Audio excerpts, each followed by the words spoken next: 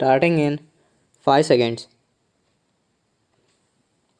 Sir, I am very glad that I have the opportunity to take part in the discussion on the demands for grant in respect of the Ministry of Labor.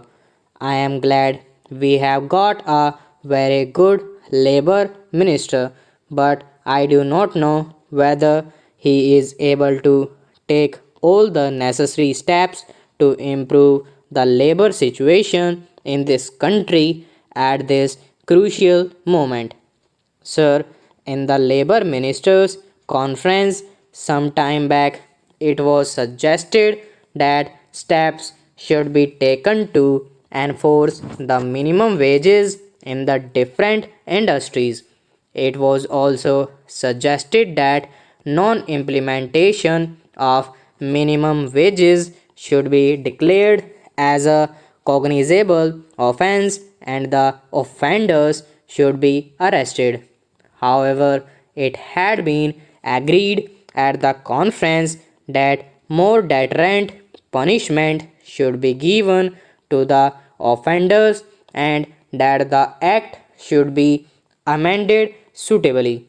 Necessary changes should have been made in the central legislation by this time. The Industrial Dispute Act had become outdated and it should be completely overhauled. Sir, if the administration of Provident Fund scheme at various levels has to be fully advantageous to the employees, there should naturally be regional offices which could directly deal with the members of the fund who necessarily go in for advances, loans, etc. The present situation has offered an opportunity for the government to make necessary meaningful changes in a number of legislative measures which seek to protect and regulate the rights and working conditions of industrial workers and other employees. In fact, several clauses of the legislative measures have little relevance to the present day conditions. Regarding the Apprenticeship Act, once our Prime Minister said in the State Labour Ministers' Conference that the Apprenticeship Act had not been implemented vigorously.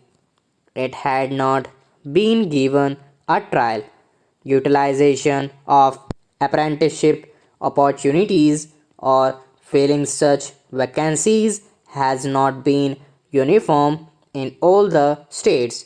Creation of skilled manpower has lagged behind the limits of possibilities.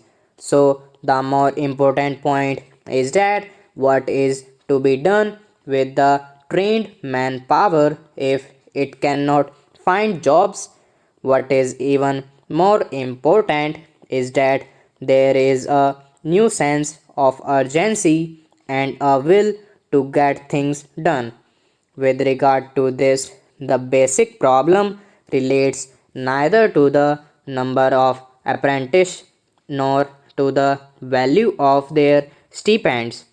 Furthermore, the gross contribution to the fund has been increasing year after year, but the average refund amount is not increasing accordingly.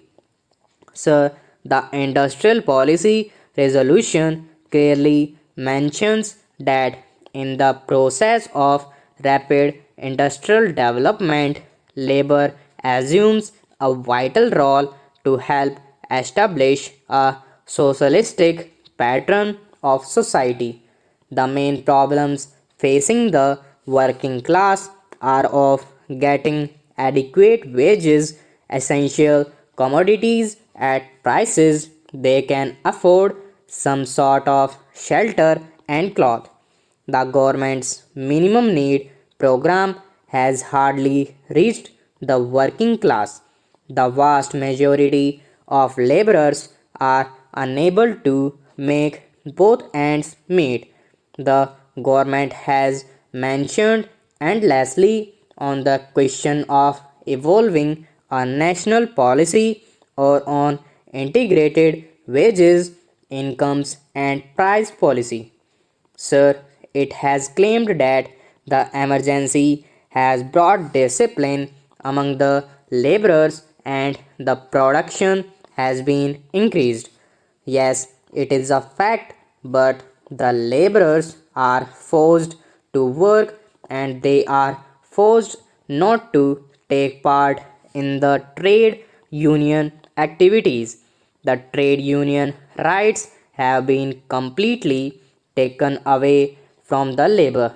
But, sir, I want to impress upon the minister that motivations for work should not be imposed from outside, but it should come from within. A contented labor force is an asset to the development of industries. You have taken away the permitted bonus.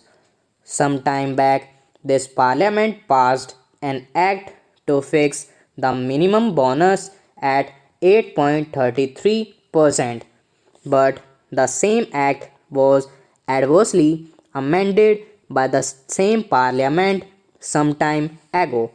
The bonus was accepted by this government as deferred wage, but the same government has reversed the conception of bonus, and this government says that bonus is not a deferred wage, but it is connected with production and productivity.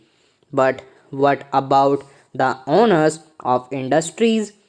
Do you know how much have they reduced in the DNS allowance of the workers nowadays? Not only that, a number of companies have been held guilty for failure to deposit the provident fund money and also for mishandling the amount due to employees. The total number of employees covered by the scheme was 60 lakh, which was subsequently increased to 70 lakh. The gross contribution to the fund was expected to be increased, but the refund has not increased accordingly. Further, the area in default in payment by the employers on an average over a period of 5 years is increasing alarmingly. Such a situation calls for stringent regulation and control over the operation and administration of funds. Stop.